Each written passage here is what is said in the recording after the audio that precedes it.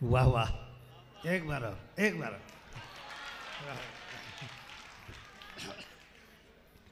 जब coffee but रही थी उसी समय ये हमको बुला रहे थे।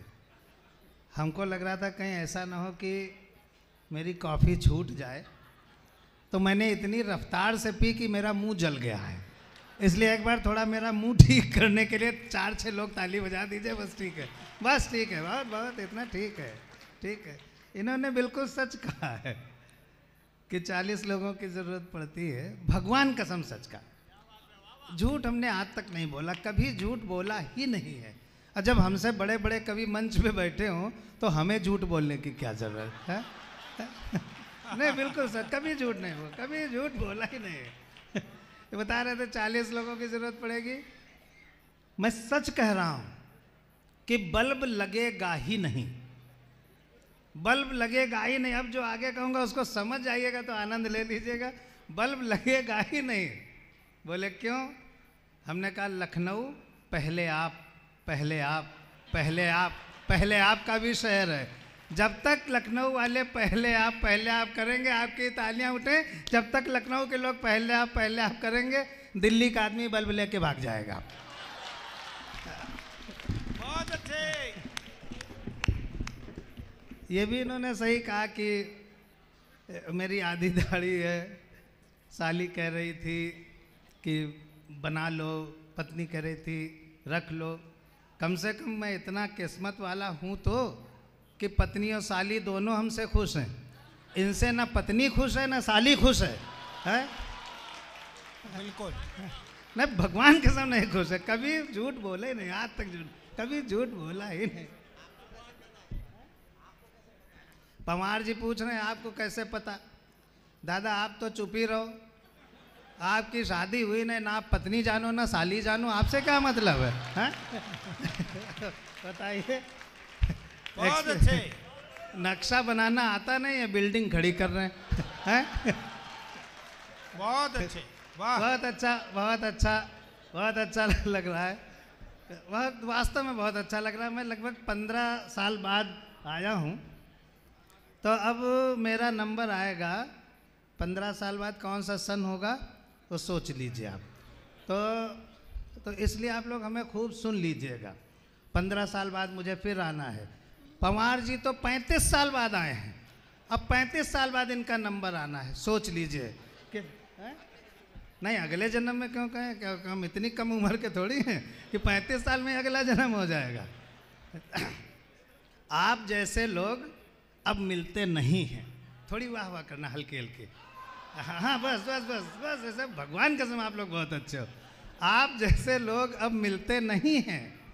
इस महक के फूल अब खिलते नहीं हैं। अरे आप चलकर आ गए हैं, शुक्रिया। लोग तो भूकंप में हिलते नहीं हैं। लेकिन बहुत अच्छा लगा, आज मैं बहुत साल बाद आया। फिरोजाबाद बहुत बदला हुआ महसूस हो रहा। कीर्ति जी, मैं 15 साल बाद, मैं अब तो जैसे आगरा जाना हुआ तो उससे एक्सप्रेसवे से निकल गए, इधर आना नहीं होता था। हम आए यहाँ पे, यशपाल ने फ़ोन किया, प्रमोद जी ने भी फ़ोन किया। हमको यहाँ मून होटल में ठहराया गया है। मून होटल नहीं, भगवान का कसम में ठहराया गया। उसमें कमरे भी हैं। हाँ हैं, सही कहा है, भगवान के कसम कमरे। और चाय मंगा तो आ जाती है। हाँ, तो मून होटल में ठहराया गया। मैं अपनी गाड़ी से आया, बिल्कुल सच्ची घटना बता रहा हूँ, भगवान कसम सच्ची घटना। मैं आया तो वो हाईवे से उतर के इधर आए तो मून होटल हमें मिल नहीं रहा था। किसी आदमी से पूछें तो वो बता नहीं पा रहा था। गूगल जो है वो फेल हो गया, पता नहीं आजकल गूगल फेल चल रहा है, वो गलत जगह पहुंचा रहा था। बिल्कुल सच्ची घटना बता रहा हूँ। अब मैं यहाँ भटक रहा, मून होटल ना मिले, तो हमने यशपाल को फ़ोन किया। यशपाल जो है कहीं बिजी थे, बोले भाई साहब मैं तो अभी बिजी हूँ, बात नहीं कर सकता हूँ, आप पता कर लो अपने लेवल से। तो मैंने प्रमोद जी को फ़ोन किया, बिल्कुल भगवान कसम सच का, झूठ नहीं, एकदम झूठ बिल्कुल है ही नहीं। तो प्रमोद जी से हमने कहा, प्रमोद जी ये मून होटल नहीं मिल रहा है, क्या करें? इन्होंने जो सलाह दी है हमको, उस पर पूरा फिरोजाबाद खनखनाती हुई तालियां बजाए। हमने कहा प्रमोद जी मून होटल नहीं मिल रहा है। बोले सर्वेश जी ऐसा करो, किसी जिम्मेदार आदमी से पूछ लो। इनके लिए ताली बजा दीजिए। इन्होंने कहा जिम्मेदार आदमी से पूछ लो। अब सर मैं जिम्मेदार आदमी ढूंढने लगा। मैं भगवान का कसम जिम्मेदार आदमी ढूंढने लगा। आदमी बहुत दिख रहे थे, जिम्मेदार कोई दिख ही नहीं रहा, कोई जिम्मेदार ना दिखे। अच्छा, जितने जिम्मेदार थे सब यहाँ अंदर थे। इस बात पे अच्छी ताली बज सकती थी, ना बजाओ तो हम क्या करें, अब कुछ कर तो लेंगे नहीं सर। सर बिल्कुल सच बता रहे हैं। तो एक पुलिस के भाई खड़े थे, हमने कहा ये जिम्मेदार होंगे, क्योंकि हमारे यहाँ लखनऊ में चाहे चोरी हो, चाहे डकैती हो, चाहे लूटपाट हो, चाहे जेब काटे, सारी जिम्मेदारी पुलिस की ही होती है। वाह। मैं ये नहीं कह रहा हूँ वो लोग करते हैं, वो लोग नहीं करते हैं। जो लोग करते हैं ये पुलिस वाले उनके साथ करते हैं। वाह वाह वाह वाह वाह वह आनंद लेते रहिएगा। तो, वाह, वाह, तो एक पुलिस के सज्जन खड़े थे, बिल्कुल सच्ची बात, लगभग 4 बजे की, भगवान कसम सच्ची कभी। तो हमने गाड़ी रुकवाई, शीशे नीचे किया, हमने कहा भैया ये मून होटल किधर है। वो हमको देखते रहे और चल दिए। बोले किसी आदमी से पूछ लो। अब मेरी हालत खराब हो गई, मेरी हालत खराब हो गई कि ये पुलिस का भाई कह रहा है किसी आदमी से पूछ लो। क्या पुलिस आदमी नहीं होती क्या? लेकिन पहुंचने की जल्दी थी, हमें 6 बजे का टाइम बताया गया था कि 6 बजे शुरू होगा, तो जल्दी पहुंचने की थी। आगे पहुंचे, इसी चौराहे पे जीप खड़ी हुई थी, लिखा था फिरोजाबाद पुलिस। तो उसमें बड़े अफसर बैठे थे, बड़े वाले पुलिस बैठे थे। तो हम उतर के गए उनके पास, क्योंकि अफसर थे। मैं आपसे भी कह रहा हूँ कि अगर किसी अफसर के पास जाएं तो उतर के जाएं, वरना वो आपकी उतार देगा। वाह वाह वाह वाह वाह वाह। बातों का मजा लेते रहे। मैं उतर के गया, मैंने कहा सर ये मून होटल किधर है। बिल्कुल सच्ची घटना है, 3:45 बजे की, नहीं भगवान कसम से झूठ नहीं कह रहे हैं। हमने कहा सर ये मून होटल किधर है। बोले क्यों? हमने कहा हमको वहाँ जाना है। बोले क्यों? हमने कहा हमको वहाँ ठहरना है। बोले क्यों? हमने कहा आज जो है वो पंचकल्याणक का कवि सम्मेलन है। बोले क्यों? हम समझ गए ये बड़ा अफसर है। बड़े अफसर की परिभाषा बताऊंगा, आगे से पीछे तक सब लोग उसके सम्मान में ताली बजा देना। बड़े अफसर के, बड़ा अफसर वही होता है जिसको ये न पता हो हमारे शहर में कब क्यों और क्या हो रहा है, वो बड़ा अफसर होता। तो खैर हम चल दिए। फिर हमने कहा सर तो जाना है। कौन हो तुम? हमने कहा हम कवि हैं। बोले तुम कवि हो? बिल्कुल सच्ची घटना है। बोले तुम कवि हो? देखने में तो आतंकवादी लगते हो। तो हमने उस पुलिस वाले से पूछा आतंकवादी होता क्या है? जुड़ना आप लोग। हमने पुलिस अफसर से पूछा महोदय बता सकते हैं ये आतंकवादी किसे कहते हैं? हमने पुलिस अफसर से पूछा महोदय बता सकते हैं ये आतंकवादी किसे कहते हैं? वो बोले हत्या कर दो। अब देखिएगा किस तरह से जिम्मेदारी भगाई जाती है। वो बोले हत्या कर दो, पकड़े गए तो अपराधी वरना आतंकवादी। वाह। तो हम आए, हम होटल तक आए, लेकिन मैं रास्ते पर यही सोचता रहा सर कि वो पुलिस के भाई ने क्यों कहा, क्या पुलिस आदमी नहीं होती? फिर मैंने रिसर्च किया, चूँकि हम लोग हिंदी बेल्ट के लोग हैं, पढ़े लिखे लोग हैं, समझदार लोग हैं, तो मैं सोचता रहा रास्ते भर कि आखिर उसने क्यों कहा किसी आदमी से पूछ लो। तो मैंने रिसर्च की। हमारे यहाँ जब पुलिस के लोग आते हैं, जुड़े रहिएगा, अगर ज़रा सा मिस किए तो मज़ा चला जाएगा। जब हमारे यहाँ पुलिस के लोग आते हैं तो हम कहते हैं पुलिस आई है ना। इस मुस्कान को थोड़ा और लाउड करिएगा। जब पुलिस के लोग आते हैं हम कहते हैं पुलिस आई है। जब पुलिस के लोग खड़े रहते हैं हम कहते हैं पुलिस खड़ी है। जब पुलिस के लोग चले जाते हैं हम कहते हैं पुलिस गई। तो जो आती है, खड़ी होती है, चली जाती है, वो पुरुष कैसे हो सकती है? वो पुल्लिंग कैसे हो सकती है? वो स्त्रीलिंग ही होगी। तो मैंने रिसर्च की कि पुलिस स्त्रीलिंग क्यों होती है। मैं रिसर्च आपके सामने रखता हूँ, आनंद और उल्लास का उत्सव कर दीजिए। पुलिस का चित्र अपने सामने रखिए, मेरी रिसर्च, और प्रवीण भाई का ध्यान मेरी तरफ। वाह। पुलिस जो टोपी लगाती है, टोपी स्त्रीलिंग। पुलिस जो वर्दी, इसमें आप धीरे धीरे तालियां घोलिएगा तो और मजा आएगा। पुलिस जो टोपी लगाती है, टोपी स्त्रीलिंग। पुलिस जो वर्दी पहनती है, वर्दी स्त्रीलिंग, बेल्ट स्त्रीलिंग, मोटरसाइकिल स्त्रीलिंग, जीप स्त्रीलिंग, तफ्तीश स्त्रीलिंग, इंक्वायरी स्त्रीलिंग, पूछताछ स्त्रीलिंग, गिरफ्तारी स्त्रीलिंग, हथकड़ी स्त्रीलिंग, धारा स्त्रीलिंग, डायरी स्त्रीलिंग, हवालात स्त्रीलिंग, कचहरी स्त्रीलिंग, सुनवाई स्त्रीलिंग, सजा स्त्रीलिंग, जेल स्त्रीलिंग, कोठरी स्त्रीलिंग, जमानत स्त्रीलिंग और रिहाई स्त्रीलिंग। इसलिए पुलिस टॉप टू बॉटम स्त्रीलिंग होती है। अरे भाई ऐसा थोड़ी है, डंडा भी तो रहता है पुलिस के पास। मैं जान रहा था कि गलत संचालक बुला लिया गया है, मैं जान रहा था। डॉक्टर प्रवीण शुक्ला, इनको ये नहीं पता है कि पुलिस लाठी चार्ज करती है, लाठी स्त्रीलिंग होती है। ये है असली बात। तो ये इतना ही नहीं पूछा इन्होंने ये भी फिर कहा, जब मैंने इस पर इनसे ये कहा कि पुलिस लाठी चार्ज करती, लाठी ज्ञान नहीं है, तो इन्होंने फिर आगे बोले कि थाना तो पूरा पुल्लिंग होता है। हमने कहा बिल्कुल गलत निर्णय है तुमको संचालक बनाया जाना। बिल्कुल। जिसके एक तरफ चौकी, एक तरफ कोतवाली, क्या कर लेगा थाना। लेकिन बहुत अच्छे लोगों, मैं बहुत समझदार आदमी भी हूँ क्योंकि लखनऊ में रहता हूँ, मैं अपनी बात से असहमत होता हूँ। समझदार आदमी प्रमोद भैया वही है जो मौका पड़ने पर खुद अपनी बात से असहमत हो जाए। पुलिस पुल्लिंग भी होती है। पूछा कैसे, हमने कहा कभी अकेले में मिलो उससे। इस बात पे ताली बजा दो जरा सा। हाँ, कभी अकेले में मिलो उससे। बहुत अच्छे। अब अकेले में मिलो का मतलब प्रवीण भाई ये नहीं है कि फिरोजाबाद की किसी अंधेरी गली में उससे अकेले मिल लो, ये नहीं कह रहा हूं मैं। किसी भी पुलिस के व्यक्ति को आप सिंगल देखें तो हमेशा पुल्लिंग होता है। मैं अपने रिसर्च का खंड खा आपके सामने रखना चाहता हूं। 4-5 लोग ताली बजाइए, अच्छा सा खंड खा आपके सामने। फिर से पुलिस का चित्र अपने सामने रखिए। सिपाही पुल्लिंग, दीवान pulling, sub inspector pulling, inspector pulling, CO pulling, SP pulling, DIG pulling, IG pulling, सिर्फ हमारे लखनऊ के आईजी पांडा जी को छोड़ के।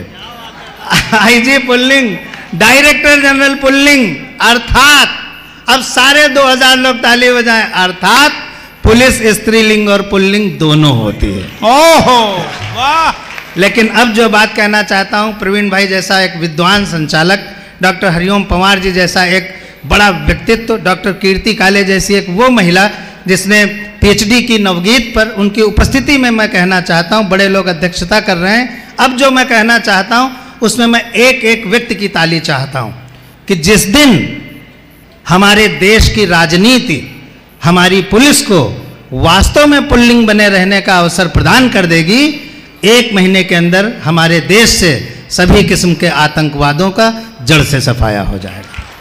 वाह वाह। बहुत अच्छा आप लोगों ने सुना। मुझे बहुत अच्छा लगता है, यहाँ मैं संभवतः तीसरी बार आया हूँ। मैं आप लोगों के लिए 2 पंक्तियाँ कहना चाहता हूँ। बहुत अच्छा लगता है, प्रमोद जी बहुत मुस्कुराते हुए व्यक्तित्व हैं, बहुत आदर सत्कार करते हैं, कवियों को ये नहीं महसूस होने देते कि वो घर में नहीं हैं। मैं उनके माध्यम से भगवान कसम, झूठ नहीं कर रहा, झूठ कहा ही नहीं आज तक, वो हमें भगवान कसम याद भी दिला रहे हैं। क्या बतलाऊं इस धरती पर कैसा लगता है, हल्की सी वाह वाह।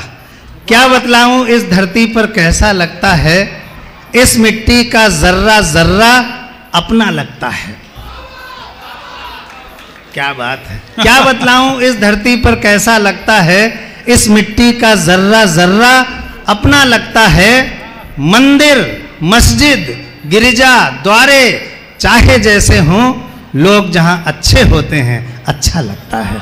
लोग जहां अच्छे होते हैं अच्छा लगता है। बहुत अच्छे। यहाँ पर बच्चे बहुत बैठे हैं, मुझे बच्चों को देख के बड़ी खुशी होती है। बच्चे बहुत अच्छे होते हैं। प्रवीण जी ने शुरू में भी बताया, बच्चों के बारे में बताया। जो संजीव जैन जी संचालन कर रहे थे उन्होंने भी हम कवियों के बारे में बताया। उन्होंने बताया कि हमने कई विदेश यात्राएं की हैं, कई देशों में मैं गया हूँ। आपके पास मान लेने के अलावा कोई ऑप्शन है नहीं। न तो आप हमारा पासपोर्ट देखेंगे, न वीज़ा चेक करेंगे। हम कवि लोग इसी तरह खूब विदेश जाते हैं।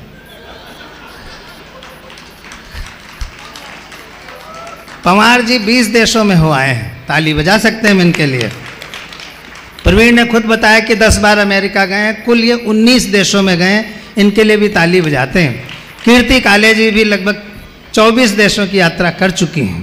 लेकिन बहुत अच्छे जैन बंधुओं, मैं एक ऐसा कवि हूँ इस मंच पर जिसने 45 देशों की यात्रा की है। एक बार जोरदार तालियां मेरे लिए बजा दीजिए। अब भगवान कसम सच कहा, झूठ नहीं। और 46वें देश में मेरा हवाई जहाज बस लैंड करने ही वाला था। 46वें देश में मेरा हवाई जहाज लैंड करने ही वाला था कि प्रवीण शुक्ला ने जगाया, बोले सर्वेश भैया उठो, सिकोहाबाद निकल गया है। बहुत अच्छे। ऐसे ऐसे चलता है। यहाँ बच्चे बैठे हैं, बहुत अच्छा लग रहा है बच्चों को देख करके। मैं 2 पंक्तियाँ बच्चों के लिए कहना चाहता हूँ, सारे बच्चे सुने कि मैंने बच्चों में देखी है एक हंसी। कीर्ति जी सुनिएगा, बहुत बड़ी कवियत्री आप। मैंने बच्चों में देखी है एक हंसी इंसान सरीखी। मैंने बच्चों में देखी है एक हंसी इंसान सरीखी, शायद बचपन की किलकारी होती है भगवान सरीखी। शायद बचपन की किलकारी होती है भगवान सरीखी। एक तोतली बोली में ही, वो एक बहन जी खड़ी हुई थी बच्चे को गोद में लेकर के, मुझे बहुत प्यारा बच्चा वो लगा, दूर से ही देखा। उसकी जो आवाज़ होती है ना, उसके पास शब्द नहीं होते हैं, लेकिन वो कुछ तू तू तू तू तू तू ऐसे बोलता है। उसको ध्यान में रखते हुए उस छोटे बच्चे की आप याद कीजिए जो आपके घर में है। मैंने बच्चों में देखी है एक हंसी इंसान सरीखी, शायद बचपन की किलकारी होती है भगवान सरीखी। एक तोतली बोली में ही अमृत घुल घुल जाता है। बच्चे के सम्मान में, प्यार में ताली बजाना। एक तोतली बोली में ही अमृत घुल घुल जाता है। किस किस रस की बात करें, ये होती है रस खान सरीखी। शायद बचपन की किलकारी होती है भगवान सरीखी। बहुत अच्छे। मेरा भी एक बेटा है, प्रवीण का जितना बड़ा बेटा है उतना ही बड़ा मेरा भी है। दोनों अब लगभग 20 साल के पार हो चुके हैं। मेरा बेटा 24 साल का है, वो 5 साल का था। बिल्कुल सच्ची घटना आपको बता रहा हूँ, भगवान कसम सच्ची घटना है, झूठ आज तक नहीं, कभी बोला ही नहीं है झूठ। वो 5 साल का था, शैतानी कर रहा था। अच्छा, हमारे घर में बच्चों को पीटने की परंपरा नहीं है, मारने की परंपरा नहीं है, अब तो स्कूलों में भी नहीं है। तो शैतानी कर रहा था, मैंने क्या करूं, कैसे शांत हो। और मेहमान बैठे थे, बड़ा अटपटा लग रहा था, बड़ा एम्बेरेस फील हो रहा था। तो मैंने सोचा इसको थोड़ा सा डांटता हूं, हो सकता मान जाए। जुड़िएगा आप। धवल उसका नाम है। हमने कहा धवल शैतानी मत करो, थोड़ा तेज़ी से हमने कहा। मैंने सोचा इतने से ही डर जाएगा, कभी डांटा पीटा गया नहीं है, तो इतने से ही डर जाएगा। मैंने कहा धवल शैतानी मत करो। इतने बड़े थे, ऐसे सीना किया मेरे सामने, बोले करूँगा। अब मेरी हालत खराब, अब मैं इसका क्या करूं, अब मैं क्या करूं, मार सकते नहीं। तो हमने सोचा इसको इमोशनल करते हैं। हमने कहा देखो धवल, तुम शैतानी करोगे तो हम तुमको वापस करके दूसरा धवल ले आएंगे। हमने सोचा इससे डर जाएगा, लेकिन वो मेरा बाप निकला। हमने कहा धवल तुम शैतानी करोगे, तुमको वापस करके दूसरा धवल ले आएंगे। वो कह रहा मैं भी आपको वापस करके दूसरा पापा ले आऊँगा। तो बच्चों से कभी इस तरह की बात नहीं करनी चाहिए। इन्होंने दाढ़ी की बात करी, सच्ची बात कही कि मैं पहले क्लीन शेव रहता था। क्लीन से अच्छा, अभी इस पर बाद में आते हैं। शादी का विज्ञापन हाँ वही करेंगे। मैं लखनऊ में रहता हूँ, आप लोग इन्होंने बताया भी है कि लखनऊ में रहता हूँ। लखनऊ आपकी राजधानी है, फिरोजाबाद उत्तर प्रदेश की राजधानी नहीं है, लखनऊ राजधानी है। लखनऊ में एक विधानसभा मार्ग है, जुड़े रहिएगा। हास्य की बात, प्रमोद जी ने जब मैं अंदर घुस रहा था तो मेरे पास आया, सर्वेश जी एक निवेदन है आपसे। हमने कहा आदेश करिए, आप तो बड़े हैं। बोले आप व्यंग्य मत सुनाइएगा, हास्य पर ही रहिएगा। हमने कहा चलिए जो आपका आदेश है, क्योंकि लिफाफा आपके पास है, तो जो आप कहेंगे वो तो मैं वहाँ पर एक विधानसभा मार्ग है लखनऊ में। विधानसभा मार्ग उस सड़क को कहते हैं जिस पर विधानसभा बनी होती है ना, ज्ञान की बात। विधानसभा मार्ग उस सड़क को कहते हैं जिस पर विधानसभा बनी होती है। जिस सड़क पर विधानसभा नहीं होती उसको महात्मा गांधी मार्ग कहते हैं। तो वहाँ बहुत सारे लोगों से मुलाकात हो जाती है। कभी कोई बड़ा जैन मिल जाता है, कभी कोई बड़ा कवि मिल जाता है, कभी कोई नेता मिल जाता है, कभी कोई डॉक्टर मिल जाता है। लोकसभा इलेक्शन के 1-1.5 महीने पहले मैं वहाँ से गुजर रहा था, तो एक गिरगिट मुझे मिला। मैंने उस गिरगिट से बात की, राजनीति से हास्य कैसे निकाला जा सकता है आपके सामने रखता हूँ। आपको अगर अच्छा लगे तो मुझे एहसास करा दीजिएगा कि ये हास्य अच्छा है, जो कि व्यंग्य में लिपटा हुआ होगा। लखनऊ के विधानसभा मार्ग पर, लखनऊ के विधानसभा मार्ग पर इधर से उधर और उधर से इधर और फिर इधर से उधर जा रहे गिरगिट नरेश से हमने पूछा, गिरगिट जी बता सकते हैं अपने और नेता के बीच आपसी संबंध को तुलनात्मक रूप से समझा सकते हैं? The comparative study between the two. अपने और नेता के बीच आपसी संबंध को तुलनात्मक रूप से समझा सकते हैं? गिरगिट बोला, अस्थाना जी, तैयार रहिएगा आप लोग। गिरगिट बोला, अस्थाना जी, किसी गिरगिट की नेता से तुलना करना महापाप है, क्योंकि रंग बदलने के मामले में नेता गिरगिट का बाप है। क्योंकि रंग बदलने के मामले में नेता गिरगिट का बाप है। कभी कभी आप सोचो कुछ हो कुछ जाता है। मैं सोच रहा था दिन भर के आप लोग थके होंगे, 150 लोग बैठे होंगे, जल्दी से कभी सम्मेलन करके निकल जाया जाएगा, लेकिन आप सब लोग खूब जमे हुए बैठे हैं, बदली हुई परिस्थिति है। ऐसे कभी कभी विपरीत किस्म की बदली हुई परिस्थिति मिल जाती है। फिर हाथ से सुनिए आप, प्रमोद भाई सुनिए हाथ से। हम अपने मित्र दरोगा जी के घर गए, बदली हुई परिस्थिति। हम अपने मित्र दरोगा जी के घर गए, देखा दरोगा जी मर गए, बदली हुई परिस्थिति। हम तो किसी काम से गए थे, देखा मर गए। हम अपने मित्र दरोगा जी के घर गए, देखा दरोगा जी मर गए। हमने उनकी पत्नी से पूछा, भाभी जी दरोगा जी कैसे मर गए? क्या रस्सी से लटक कर आत्महत्या कर गए, या फिर कोई जहर पिया था, अथवा कोई एसिड लिया था, या फिर कोई जहरीला पाउडर फांका था? सुनना, कोई जहर पिया था, अथवा कोई एसिड लिया था, या फिर कोई जहरीला पाउडर फांका था? इस पर वो बोली, भाई साहब ना ही इन्होंने जहर पिया था, ना ही कोई जहरीला पाउडर फांका था, लेकिन लाख मना करने के बावजूद कल शाम अपने गिरेबान में झांका था। अब जिस कविता के लिए इन्होंने कहा, छोटी सी कविता है, सत्य घटना पर आधारित है। मैंने कभी झूठ पर कविता नहीं लिखी, भगवान कसम कभी झूठ पर नहीं लिखी, झूठ आज तक नहीं बोला। मैं क्लीन शेव रहा करता था, बिल्कुल प्रवीण शुक्ला की तरह ब्यूटीफुल टाइप का हैंडसम था मैं। वाह, हैंडसम तो आज भी हूँ, लेकिन तब मैं ब्यूटीफुल टाइप का हैंडसम था। हम 10 भाई बहन हैं। वो बेटी हंसी बहुत अच्छा, ब्यूटीफुल टाइप का।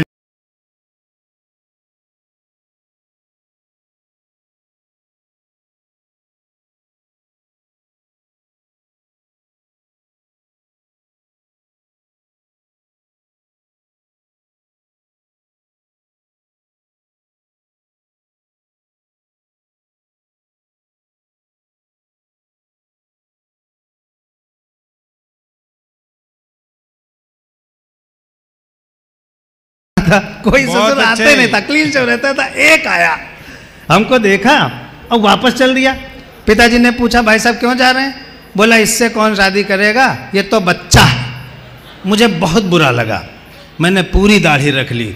दूसरा आया, वो भी चल दिया।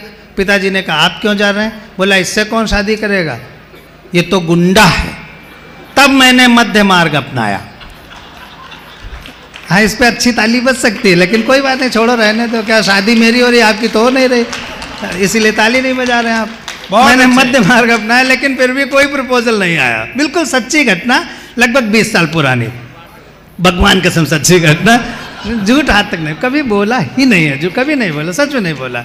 एक दिन पवार जी, कीर्ति काले जी और प्रवीण भाई और यशपाल, ये चारों लोग लखनऊ कवि सम्मेलन में आए। दोपहर का खाना हम लोग आमतौर पर जो शहर का कवि होता है उसके घर खाते हैं। तो ये लोग दोपहर के खाने पे बैठे, बिल्कुल सच्ची घटना आपको बता रहा हूँ। पिताजी मुंह लटकाए बैठे हुए, तो पवार जी तो चूंकि प्रोफेसर हैं तो वो चुपचाप बैठे। यशपाल बोलते नहीं हैं, बहुत गंभीर व्यक्ति हैं, वो इसी तरह हाथ किए हुए बैठे थे सोफे पे। नहीं, झूठ नहीं कर रहा हूँ, भगवान कसम सच कर रहा हूँ। कीर्ति जी अंदर भाभी लोगों के पास चली गई, प्रवीण और पवार जी बैठे। प्रवीण ने कहा कि चाचा जी क्या बात, आप इतना दुखी क्यों हैं? जुड़े रहिएगा, सच्ची घटना बता रहा हूँ अपने जीवन की। चाचा जी आप इतने दुखी क्यों हैं? तो पिताजी मेरे कह रहे हैं कि किसी तरह सर्वेश की भी शादी हो जाती तो हम गंगा नहा लेते। अच्छा, हमारे यहाँ कोई अच्छा या बुरा काम कंप्लीट होता है तो गंगा नहाई जाती है। मैं ये नहीं समझ पा रहा था पिताजी मेरी शादी को अच्छा काम समझ रहे हैं कि बुरा काम समझ रहे हैं। तब पंवार जी ने मुंह खोला। पहली बार मैंने देखा कि पंवार भाई साहब ने मुंह खोला कुछ। पिताजी से बोले, भाई साहब ऐसा करो, सर्वेश का एक मैट्रिमोनियल विज्ञापन निकलवा दो, वैवाहिक विज्ञापन, शादी का विज्ञापन, हो सकता कोई मुर्गा फंस जाए। तो मेरा विज्ञापन निकलवाया गया प्रमोद जी। उसमें मेरी उम्र 28 साल छपनी चाहिए थी। आदरणीय, सच कह रहा हूँ, भगवान कसम 28 साल छपनी चाहिए थी। मेरा विज्ञापन छपा, 28 साल छपनी चाहिए थी, लेकिन वो गलती से 82 साल छप गई। 82 में बदल गया। हम निश्चिंत हो गए कि अब मेरी शादी नहीं हो पाएगी, मुझे कुंवारा ही रहना पड़ेगा।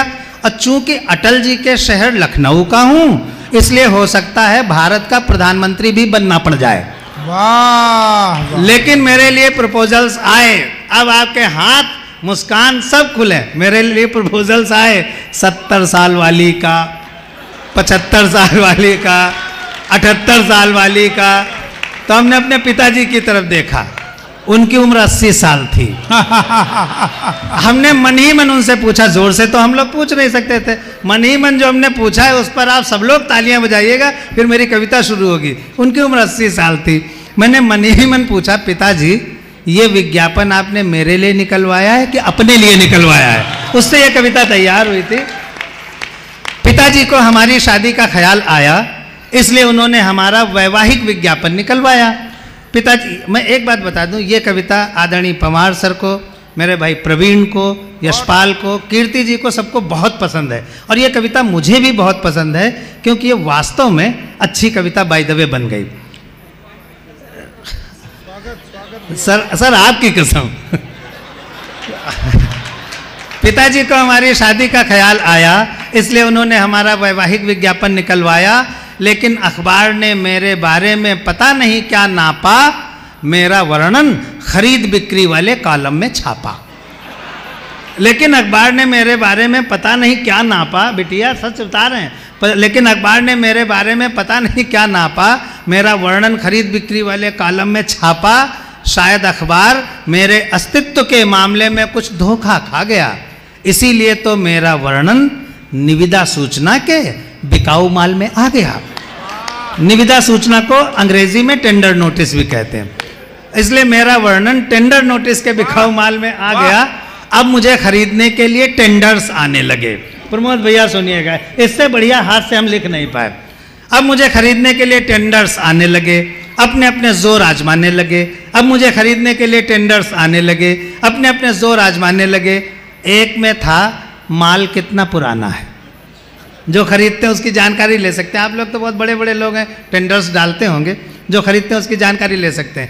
अब मुझे खरीदने के लिए टेंडर्स आने लगे, अपने अपने जोर आजमाने लगे। एक में था माल कितना पुराना है, दूसरे में था क्या जहाँ है जैसा है वहीं से उठाना है। वाह। Where it is as it is. एक में था माल कितना पुराना है, दूसरे में था क्या जहाँ है जैसा है वहीं से उठाना है। तीसरा पूछ रहा था मशीनरी की क्या कंडीशन है।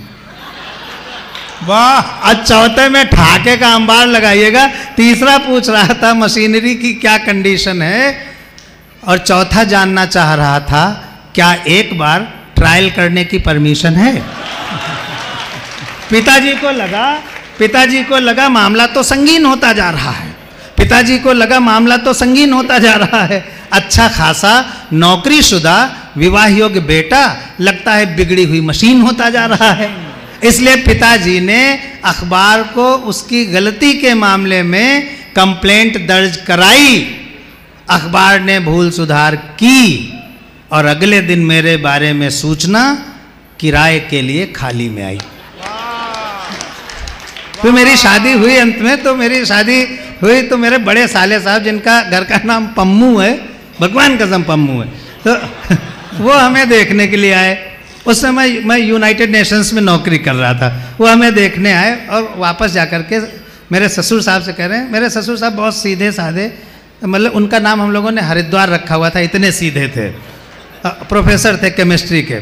तो गए, बोले पापा, बिल्कुल सच्ची घटना बता रहा हूँ, भगवान कसम सच्ची घटना। बोले पापा लड़का तो अच्छा है, नौकरी भी अच्छी जगह करता है, तनख्वाह भी ठीक है, लेकिन कवि है। तो मेरे सीधे साधे ससुर जी ने जो जवाब दिया है उस पर आप तालियां हो जाइएगा। हमारे ससुर साहब कह रहे हैं कोई बात नहीं, एक आध कमी तो सब में होती है। तो ये अगले दिन मेरे बारे में सूचना किराए के लिए खाली में आई। कई किराएदार आए, कुछ तो साथ में एडवांस तक लाए। कई किराएदार आए, कुछ तो साथ में एडवांस तक लाए। एक किराएदार से पिताजी ने पूछा, महोदय कौन हैं आप? अब थोड़ा सीरियस होकर इस कविता को सुन लीजिएगा। एक किराएदार से पिताजी ने पूछा, महोदय कौन हैं आप? वो बोला, पढ़ी लिखी जवान बेटी का गरीब बाप। वो बोला, पढ़ी लिखी जवान बेटी का गरीब बाप, आपने सूचना निकाली है कि आपका नौकरीशुदा विवाह योग्य बेटा किराए के लिए खाली है। हालांकि मैं आपको मुंह मांगी रकम कभी नहीं दे पाऊंगा। आप लोग इशारा समझ गए कि मैं किधर इशारा कर रहा हूँ। हालांकि आपको मैं मुंह मांगी रकम कभी नहीं दे पाऊंगा, लेकिन वादा करता हूँ कि अपना घर बार बेचकर कम से कम 1-2 साल के लिए किराए पर अवश्य ले पाऊंगा। वाह वाह वाह। आप मुझे हताश मत कीजिएगा, आप मुझे हताश मत कीजिएगा। इस गरीब बेटी के बाप को निराश मत कीजिएगा। आप मुझे हताश मत कीजिएगा। इस गरीब बेटी के बाप को निराश मत कीजिएगा, क्योंकि इससे मेरा कल्याण हो जाएगा। भले 1-2 साल के लिए ही सही, पर एक निर्धन कन्या को सुहाग तो मिल जाएगा। भले 1-2 साल के लिए ही सही, पर एक निर्धन कन्या को सुहाग तो मिल जाएगा, और मेरी समझदार बेटी आपका पूरा किराया अदा कर जाएगी। अब पंक्तियां आपके हृदय को छूना चाहती। और मेरी समझदार बेटी आपका पूरा किराया अदा कर जाएगी, और आपका इशारा पाते ही किसी न किसी वजह से मर जाएगी। तब आप किराया बढ़ा दीजिएगा, अपने बेटे को दूसरी जगह उठा दीजिएगा। तब आप किराया बढ़ा दीजिएगा, अपने बेटे को दूसरी जगह उठा दीजिएगा। क्योंकि दहेज के मौसम में, अब ये जो 2 पंक्तियां मैं कह रहा हूं, इसमें आपका समर्थन आमंत्रित करता हूं। क्योंकि दहेज के मौसम में आजकल ऐसे भी दिन आने लगे हैं कि माँ बाप अपने विवाह योग्य बेटों को किराए पर उठाने लगे हैं। बहुत अच्छे। क्योंकि दहेज के मौसम में आजकल ऐसे भी दिन आने लगे हैं कि माँ बाप अपने विवाह योग्य बेटों को किराए पर उठाने लगे हैं। और गरीब माँ बाप की बेटियाँ इसी तरह अपनी गरीबी का प्रायश्चित करती रहती हैं। इसीलिए तो शादी के बाद बहुत जल्द किसी न किसी वजह से मरती रहती हैं। तो भाइयों बहनों, ये जो मैं आपको हंसता मुस्कुराता, लोग मुझे स्माइल मैन कहते हैं, तो भाइयों बहनों, ये जो मैं आपको हंसता मुस्कुराता खिलखिलाता स्माइल मैन दिख रहा हूँ, असलियत ये है कि मैं एक दहेज लोभी बाप का बेटा हूँ, और हर साल किराए पर बिक रहा हूँ, हर साल किराए पर बिक रहा हूँ। बहुत बहुत धन्यवाद।